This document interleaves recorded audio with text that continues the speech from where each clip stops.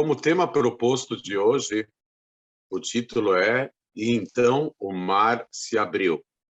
Nós estamos na porção da Torá de Peshalach, quando o Paró enviou o povo de Israel fora do Egito, mas o Criador quis aumentar os milagres, as maravilhas que envolveram ao mesmo tempo o êxodo, a saída do Egito, e ao mesmo tempo o nascimento de uma nação. Os descendentes de Jacó ou de Israel eram só uma grande família antes de saírem do Egito, mas passaram a ser o povo de Israel.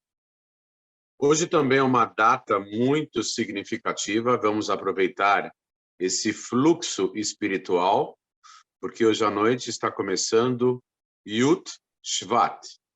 Yud Shvat é a data magnânima de 10 de Shvat, onde em 1950, ou seja, há 71 anos atrás, o Rebbe anterior de Chabad se ausentou do mundo e automaticamente o nosso Rebbe passou a ser o grande líder da geração, fazendo uma revolução espiritual de forma a preparar toda a humanidade para a revelação do Mashiach.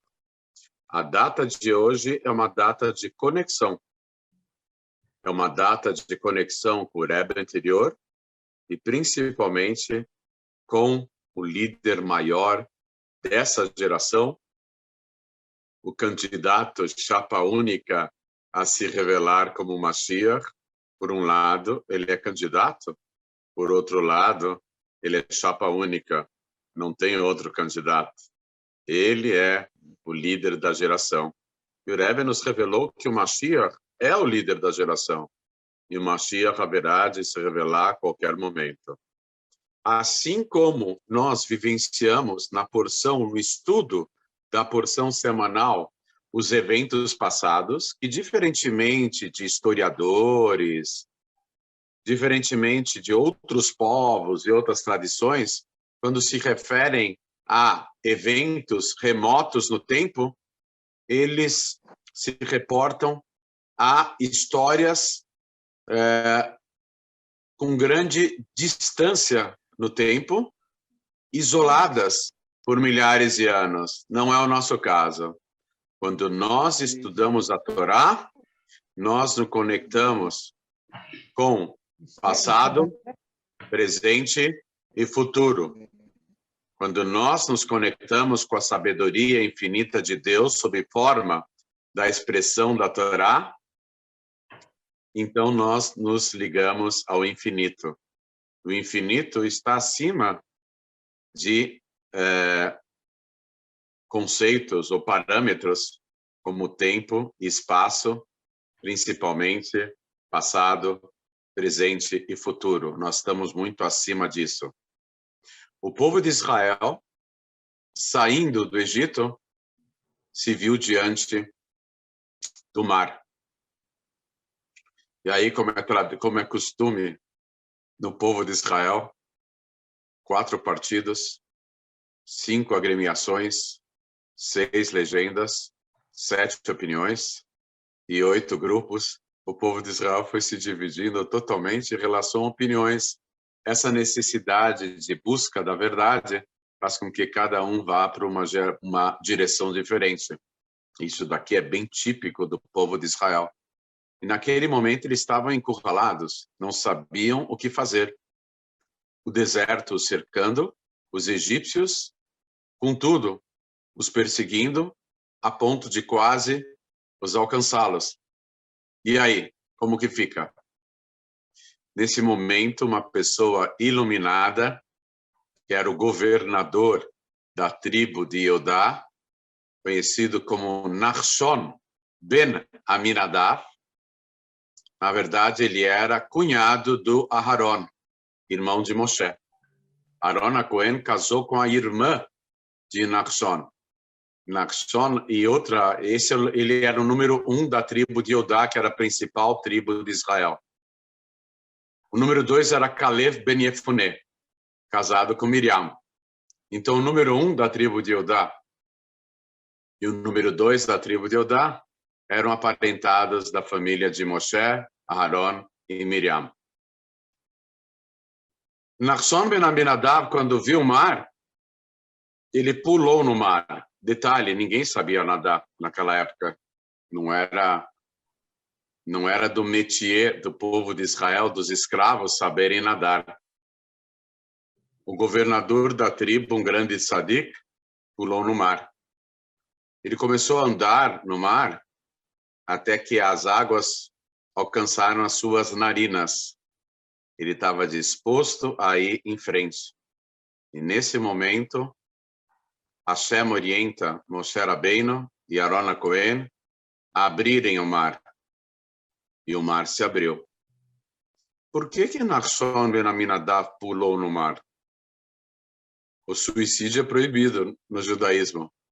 Muito mais se tratando do suicídio coletivo. Pior ainda. Por que Nachshon ben Aminadab, o Nassi, o príncipe da tribo de Judá, pulou no mar? Muito simples. Hashem já tinha revelado a Moshe e Aaron e ao povo de Israel que eles haveriam de receber a Torá. E a Torá seria recebida logo à frente, do outro lado do mar.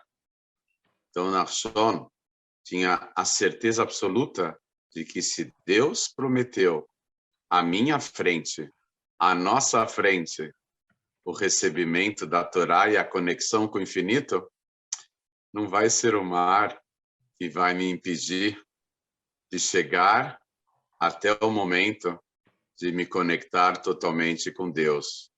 A promessa de Deus é fato consumado, porque o Todo-Poderoso não falha nem um momento com essa palavra, muito pelo contrário.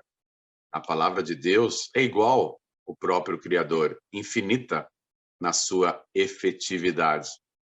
E Hashem disse que eles iriam receber a Torá. Logo à frente, nós sabemos que a Torá não é só um conjunto de narrativas, não é um livrinho de histórias e contos da carochinha ou novelas. A Torá é a expressão da sabedoria infinita de Deus. E ela é aplicável a cada circunstância e a cada momento da nossa vida, como fonte infinita de inspiração.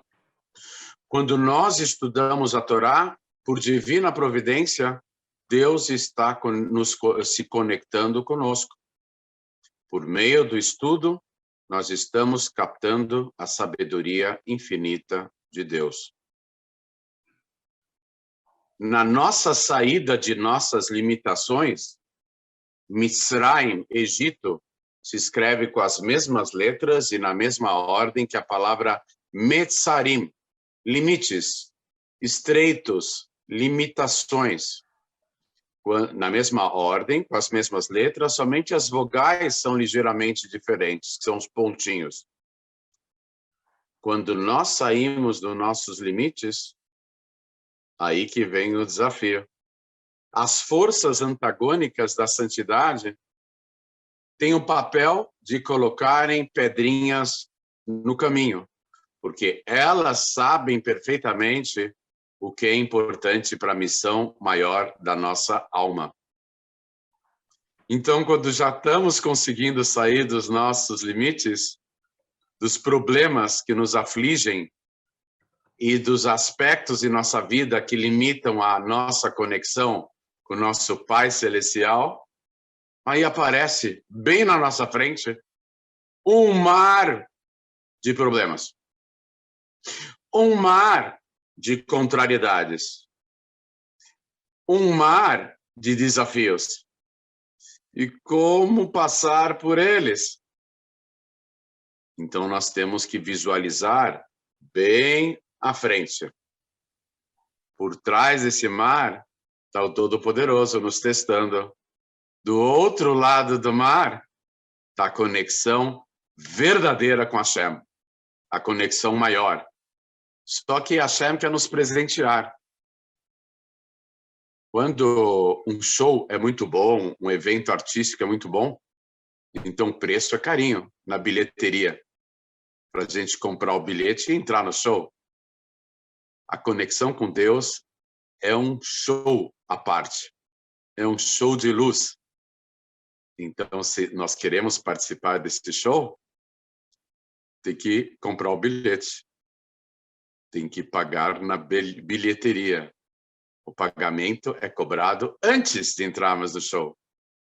Quando já estamos nos libertando daqueles assuntos que impedem a nossa conexão com Deus, de repente vem a bilheteria, vem a cobrança, vem o desafio, vem um mar enorme bem na frente dos nossos olhos. O que fazer? Mas Hashem já nos prometeu que nós nos conectaríamos com Ele. Ele está do outro lado do mar. Vamos em frente.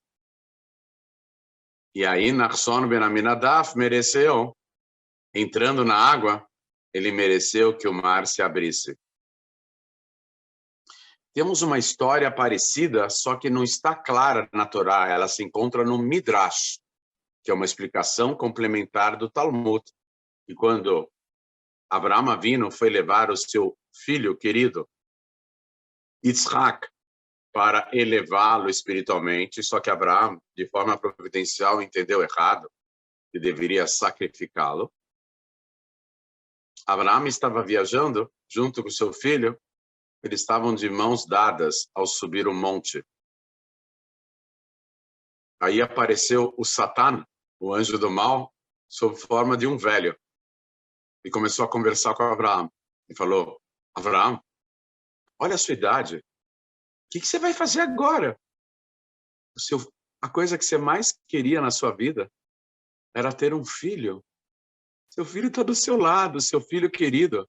E você educou com os mesmos valores que você sempre acreditou.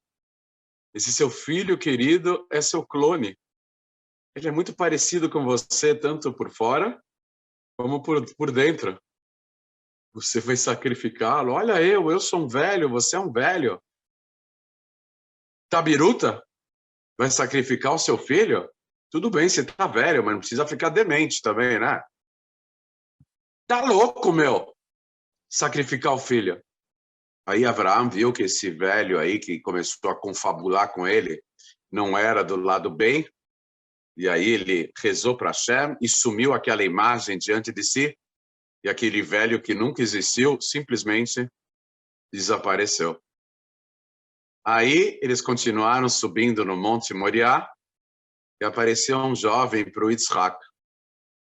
E o jovem falou: Yitzhak, o que está acontecendo aqui? Você sabe para onde que o seu pai está te levando? Eu acho que você vai virar churrasquinho. Você já pensou no que está acontecendo? O seu pai endoideceu de vez. Ele vai querer acabar com você. Você está indo para o lado errado. Deixa de ser bobo, meu. O velho tá caduco. Não vá segui-lo, não. Yitzhak, um grande tzadik, super elevado, logo ele viu que esses conselhos vinham de um lado que não era positivo, ele rezou para Hashem e aquele jovem desapareceu da frente dele. O Satã tentou com Abraham, não conseguiu. Tentou com Yitzhak, não conseguiu. Chegou uma hora que o anjo do mal apelou. Teve uma enchente num certo local da subida do Monte Moriá, começou a estourar como se chama isso aqui, um berro d'água, começou a vir uma água enorme, começou a inundar tudo na região, no local onde eles estavam. E a água começou a subir, quando atingiu as narinas do Abraham, Abraham disse: Deus, me salve, porque as águas estão atingindo a minha própria alma. Eu vou morrer. Naquela hora, todo aquele aguaceiro simplesmente desapareceu.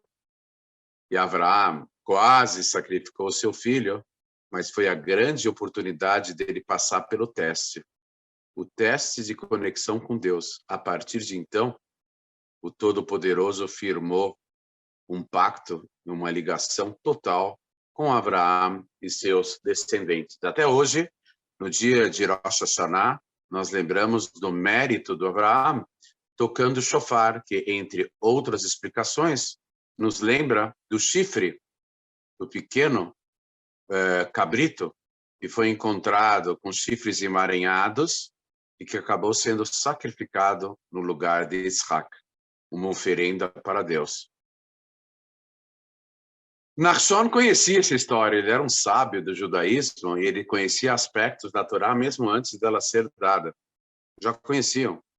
Ele sabia que o mar era um teste. Só que o mar não era uma ilusão, ele existia de fato.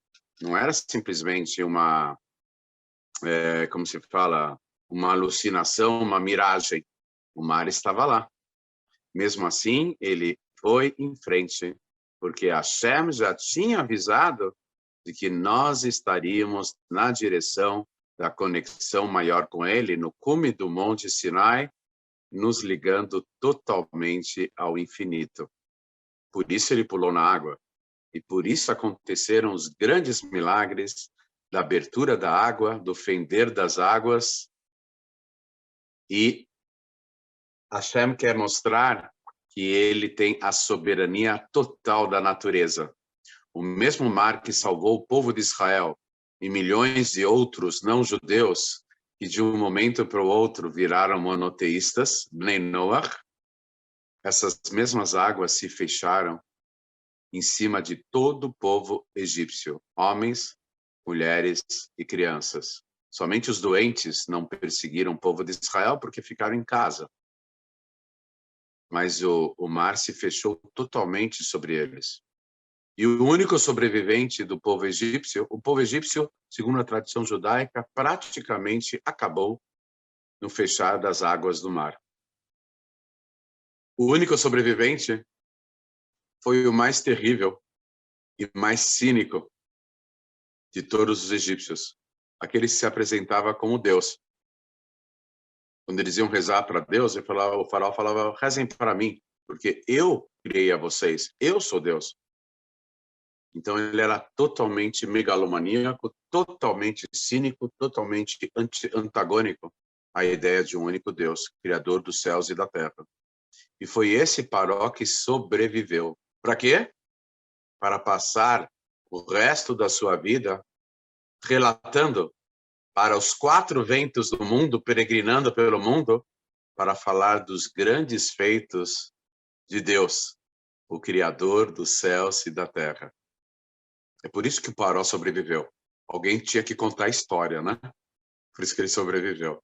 Ele contou a história, muito bem contada, para o resto da sua vida. A transformação do antagonismo à santidade, ajudando a divulgar pela sua autoanulação, ajudando a divulgar os grandes feitos de Deus pelo mundo afora. Houve uma reversão total, e esse era o objetivo da saída do Egito. O povo de Israel elevar as centelhas, as faíscas divinas que estavam aprisionados naquela terra tão baixa, que era a nudez da terra, um povo que abriu mão, muitas vezes, da ética e da moral em favor da idolatria. Quando alguém se liga a algo muito pequeno, como a crença em um pseudo-Deus e a negação, Deus os livre, do Criador do mundo, então a sua mentalidade e o seu perfil psicológico igualmente diminui. Ficam pequenos, sofrem de pequenez, se tornam obtusos, insensíveis a algo maior.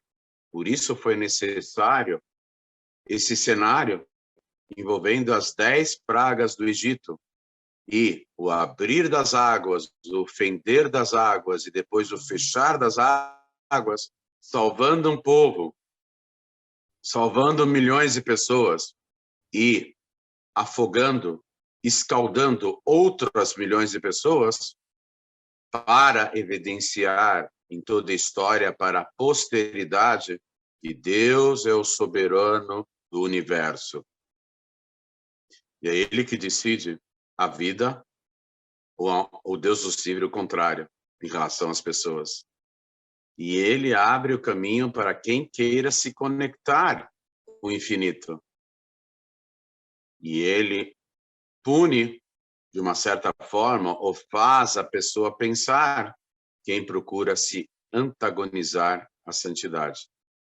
A ideia do mar, conforme dizem nossos sábios, que naquele momento do mar, no cântico do mar, o povo de Israel entrou num nível de inspiração divina e profecia jamais visto. O povo de Israel, ao abrir das águas do mar, é sabido na filosofia racídica, mística e cabalística, de que mar simboliza o mundo do ocultamento. Há muita coisa dentro do mar, e nós que estamos do lado de fora não conseguimos ver nada, porque as águas o encobrem. A mesma coisa nos mundos espirituais. Há muita coisa nos mundos espirituais, mas eles são totalmente encobertos para o nosso plano, que é o plano físico e material. Quando o mar se abriu, todos os mundos espirituais se descortinaram. O povo de Israel conseguiu visualizar no campo espiritual o fender das barreiras, transpondo todos os infinitos mundos espirituais. Altos segredos foram revelados no fender, no abrir das águas do mar. Porque assim como o ocultamento foi descortinado aqui embaixo, o ocultamento igualmente foi totalmente descortinado lá em cima, nos mundos espirituais. Uma grande revelação de Deus na abertura do mar. Nós estamos, como eu disse, na data de Yud Shvat, onde o Rebbe anterior se ausentou desse mundo e deixou todo o seu legado, toda a sua espiritualidade e toda a sua liderança para o seu genro e maior discípulo, maior seguidor, o nosso Rebbe. O Rebbe anterior incumbiu o seu maior Hassid e genro de preparar o mundo para a revelação do Mashiach. E a ligação entre o Rebbe anterior e o nosso Rebbe era algo totalmente indescritível. A ponto de o nosso Rebbe dizer que quando o Rebbe anterior se ausentou, aparentemente do mundo, uma parte da alma do seu sogro adentrou o próprio Rebbe. O Rebbe assumiu, como é o costume de nós estudarmos, um ensaio racídico, um discurso racídico por ocasião do assumir da liderança do Rebbe, que ocorreu um ano depois do falecimento do seu sogro. Pela sua humildade, o Rebbe resistiu a assumir a liderança do povo de Israel durante um ano, até ele ser convencido pelos Hassidim, pelos seus adeptos, seguidores. E o Rebbe, chorando muito de emoção pela ligação, pelas saudades do seu sogro, nunca houve uma ligação tão forte entre dois seres humanos do que o Rebbe anterior e o nosso Rebbe.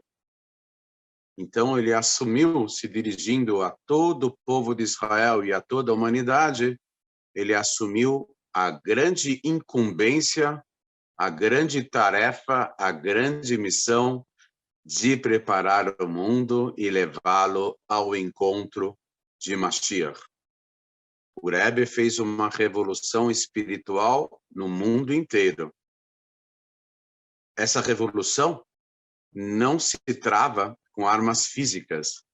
já que é uma revolução espiritual, as armas são igualmente de cunho espiritual, reavivando o judaísmo e a espiritualidade, e também com a campanha dos Bnei Noach, o monoteísmo no mundo inteiro, como fonte de inspiração para as pessoas, os seres humanos, procurarem se superar em relação aos seus limites, aos seus problemas. O Rebbe conseguiu reavivar a conexão com Deus no mundo inteiro, preparando essa geração para a tão esperada revelação de Mashiach. Como dizem os Hassidim, o Rebbe prometeu, ele há de cumprir. Essa promessa vem de encontro a um conceito judaico, talmúdico, que diz o seguinte: Atzadik gozer ve'akadosh baruchu mekayem. O justo sentencia e o sagrado, bendito seja ele, trata de executar a sentença. O Rebbe disse que nós somos a geração da revelação do Mashiach. Isso foi um decreto do líder máximo da nossa geração. E Deus, totalmente conectado a esse líder, como esse líder conseguiu se conectar totalmente ao divino, haverá de que a qualquer momento executar a sentença do líder da geração. Quem é o líder da geração? É um filho bonzinho. É aquele filho que nunca pede nada para o pai. Se o filho é pidão, se o filho fica, ai pai, quero isso, quero aquilo, quero isso, quero aquilo, o pai acaba se enjoando. Mas tem aquele filho bem comportado que nunca pede nada. Quando ele já pede alguma coisa, é porque é algo importante. O Rebbe, ele pediu, na verdade, ele foi contactado pelo divino. O Rebbe, ele falou que já há um profeta na nossa geração. Até então, o Maimônides, Rambam, há 850 anos atrás, escreve na sua obra máxima, seu Códex de Leis, que versa sobre as 613 mitzvot da Torá. Quando ele vai falar da era messiânica, ele fala o seguinte, que um pouco antes da revelação do Mashiach, a profecia voltará ao povo de Israel. Existem dois conceitos da revelação de Deus: a inspiração divina e a profecia.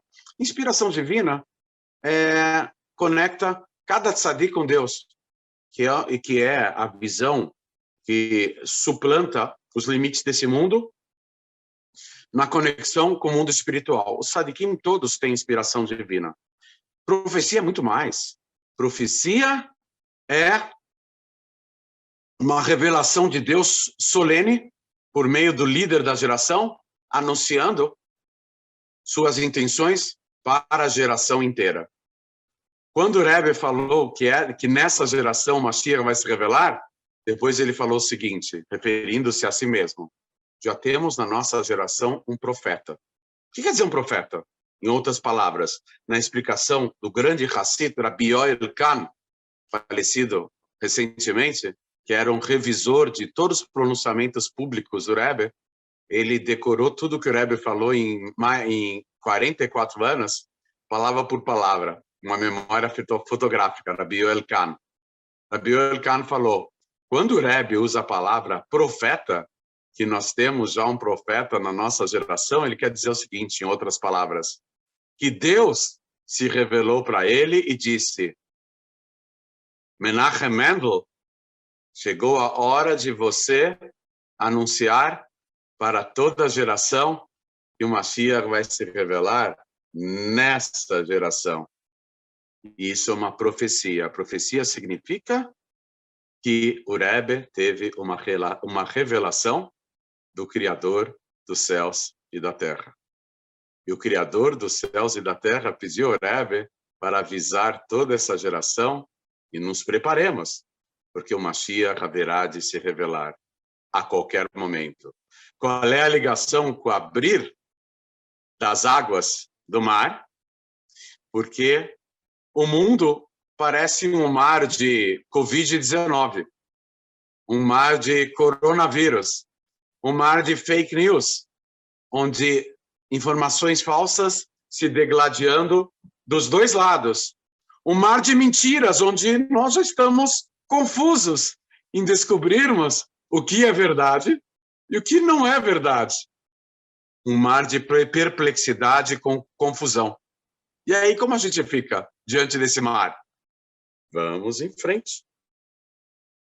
O líder da geração já nos disse que lá à frente Mashiach vai se revelar.